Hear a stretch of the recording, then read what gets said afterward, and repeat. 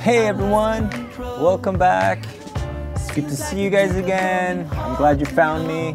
Now, how's everybody doing? I trust you're all doing fine. You know, I'm sitting here down in my Java, so what could go wrong with that, huh? Now, just a second. Yeah, this week we've gotten to the portion in the scriptures. Remember how we're, doing the 5 books of Moses in 1 year? And this week we've gotten to the portion where this man, he built the ark. His name is Noah, and he's a fascinating guy, because Scripture tells us that he received grace from above, from the Lord, and blessed be Him, because He is a graceful God. And grace was already way back there, and it was manifested upon this man Noah. And he was a righteous man as well. Now, that's great. That's something. Don't we all want to be righteous before God? But what really gets to me in a fascinating way is that he acted upon the promise of God. Now, God promised him something, and he believed in it, and he acted upon it. And that is something that we need to do as well. Another thing that sticks out to me is that it says 40 days and 40 nights. And that's something that is repeated in the scriptures over a couple of times. I'm sure you're aware of that. And the number 4.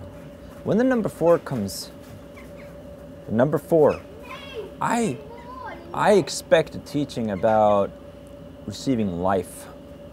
And remember last week I told you about that throughout the scriptures, it's never really mentioned, but the teachers of Israel has throughout the centuries named this character that kind of is blended in the Messiah. And I expect a teaching about the Messiah when I see the number 4, because we know on the 4th day of creation he created life. And after 40 days and 40 nights, they were saved, right? And it rained. And they walked in through the door, and that's what saved them. But not only that, because then they would have done it in their own power and their own works. The text actually says that God closed the door. He intervened miraculously. So we got to find this door to walk in, spiritually speaking. We got to find the door.